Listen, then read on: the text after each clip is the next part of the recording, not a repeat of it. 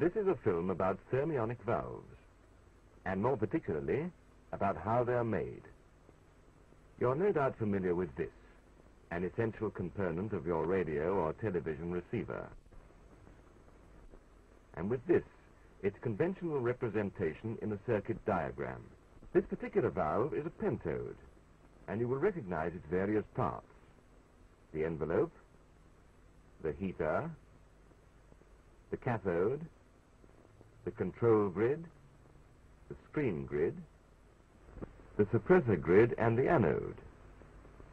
Now let's look at the actual parts and see how they're assembled into a complete valve. This is one form of cathode. It is a flat nickel tube, coated on the outside with an emissive material, a mixture of the oxides of barium and strontium.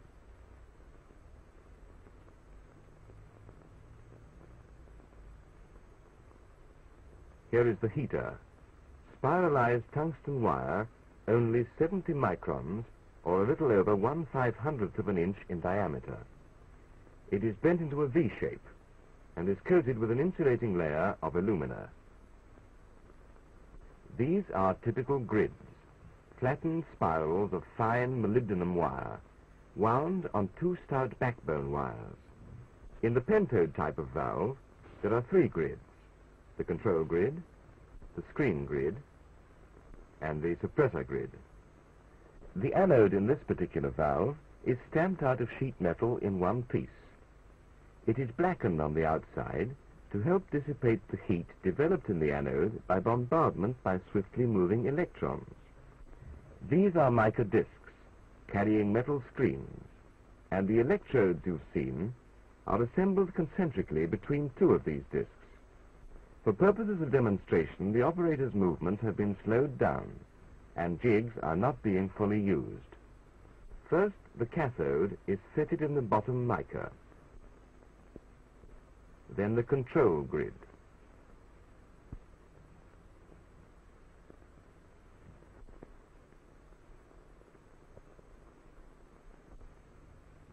The screen grid is next.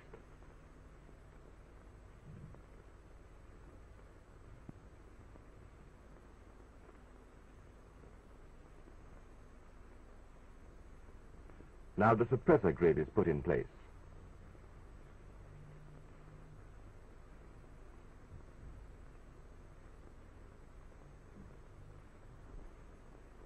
The anode is added.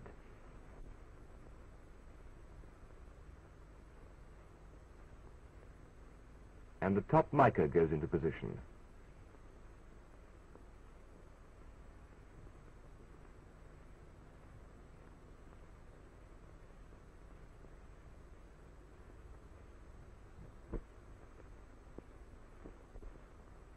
After fitting one or two more small components, the valve assembly is ready to be mounted on its base.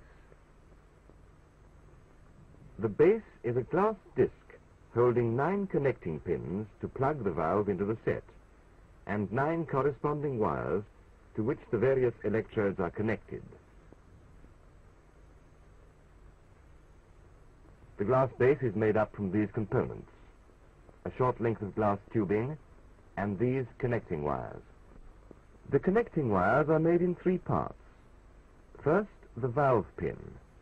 Secondly, the connecting wire. And between them, a short length of metal, which has the same overall coefficient of expansion as the glass, and which therefore makes a good airtight seal where the wires pass through the glass.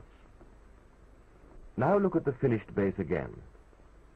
You will see that the wires are cut and bent to the exact positions to receive the lower end of the various electrodes. Now assembly and base are fitted in a jig, where they are held in the correct position so that they can be joined by spot welding.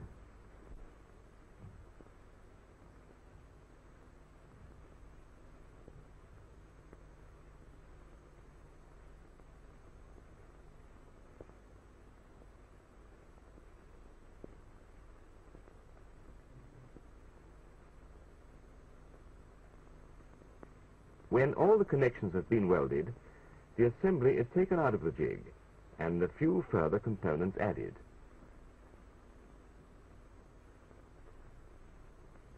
The heater is threaded through the cathode tube and its ends welded to appropriate wires in the base.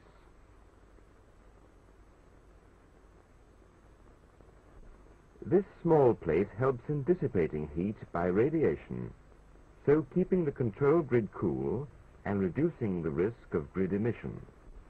It will be welded on the control grid backbone wires just here. This gauze cylinder acts as an electrostatic screen.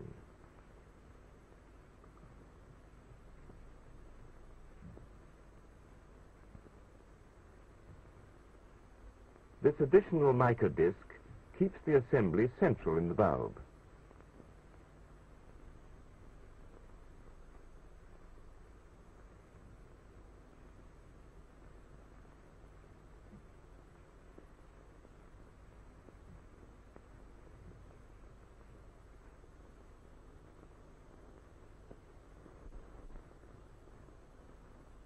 The getter, which contains a small quantity of chemical material that is evaporated after the valve has been pumped, combining with the small remaining traces of gas, so perfecting the vacuum.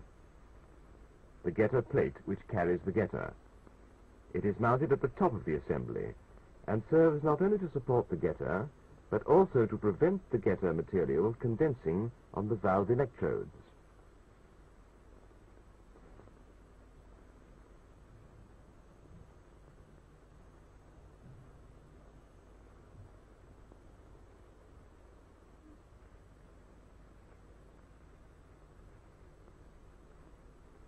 Here is the getter welded onto the getter plate.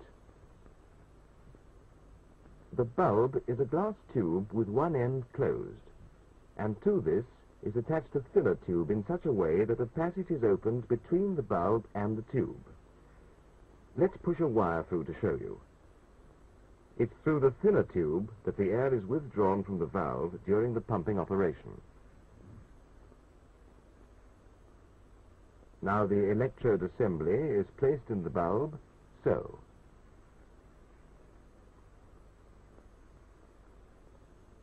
The junction between the base and the bulb is then heated, so that the two glass surfaces fuse together. The valve is then plugged into the pumping machine. The air is removed and the valve sealed off, leaving a short pip at the top, which is the remains of the pumping tube. The dark area on the inside of the bulb is due to the firing of the getter. Now let's go to the factory to see the valves actually being made. Of course, it isn't merely a matter of making just one valve having the required characteristics. Huge quantities must be produced, and each valve must give exactly the same performance. To control quality right from the beginning, production